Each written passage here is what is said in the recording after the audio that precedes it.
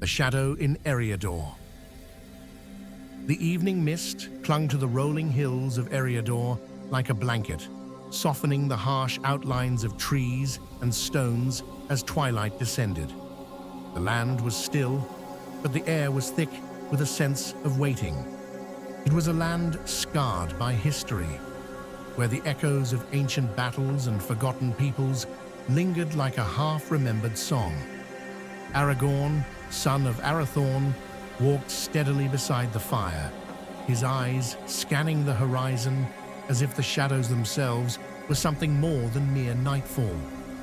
He was no stranger to this place, but even after the fall of Sauron and the restoration of Gondor, the darkness here still seemed to hold something he could not name.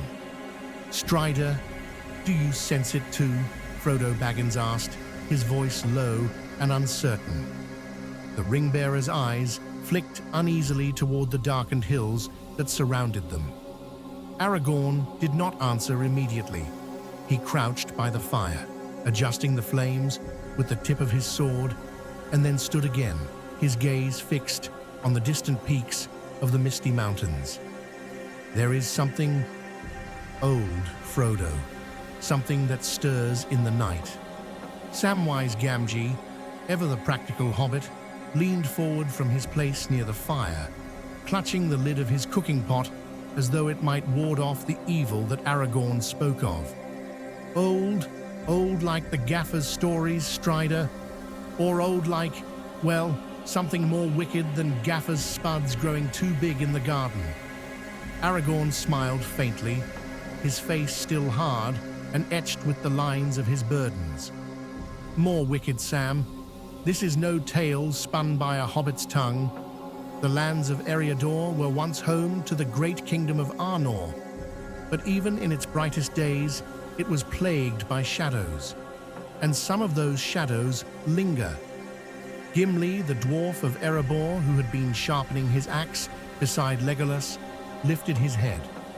"Do you think the shadow comes from the east, the remnants of Sauron's power?" His voice was gruff, but there was a tremor of concern beneath it. Legolas, the elf of Mirkwood, stood apart from the group, his keen eyes sweeping the darkened landscape. "No, Gimli, this is not the work of Sauron. It is something more ancient, perhaps older than even him.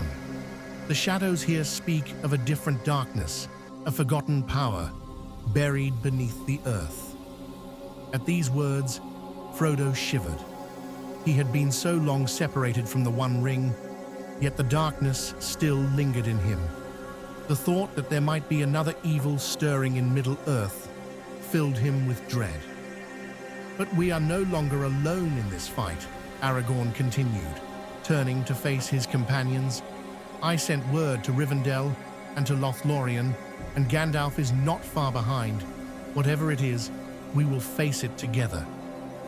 "Good," said Gimli, his voice growing firmer. "It's better than facing it with just my axe." "Indeed," Legolas added softly. "The forests of Eriador are ancient and full of secrets, but even they cannot hide what is evil forever." As if on cue, a low rumble echoed through the hills, a tremor in the earth itself, so faint it could have been the wind. But it was not.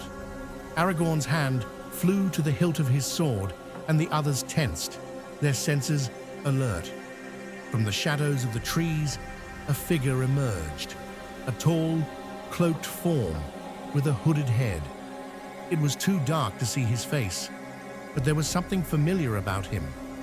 The figure stepped into the firelight, revealing a worn cloak of grey and the unmistakable staff of Gandalf. "Gandalf!" Frodo exclaimed, relief flooding his voice. The wizard raised his staff, his face grave. "I feared I would not arrive in time," he said, his voice carrying an ancient weight. "The shadow I felt in these hills is unlike any I have encountered. It is as though the land itself is calling out, and what lies beneath is stirring." Aragorn looked at him with a mixture of caution and curiosity. What do you mean, Gandalf? What could stir here in Eriador? Gandalf's eyes narrowed and his gaze flicked to the distant mountains. In the days of old, this land was home to the Dunedain, mighty kings of Arnor. But there were darker forces even among them, forces that sought to control the land. One of their enemies was the Witch King of Angmar, who waged war on the north with sorcery and shadow. His army was crushed, but his power may not have been entirely destroyed. At these words, the fire crackled louder, as though the very flames were protesting the thought of such evil. "Are you suggesting the Witch King's spirit still lingers?" Sam asked incredulously. "But I thought you told us that the ring's power was the source of that evil." "No, Sam," Gandalf replied, shaking his head. "The power of the ring was but one part of a much greater and older darkness. There are some evils that do not need the ring to survive. The Witch King's malice was tied to the land itself. I fear that his spirit, though defeated in body, still calls out from the earth."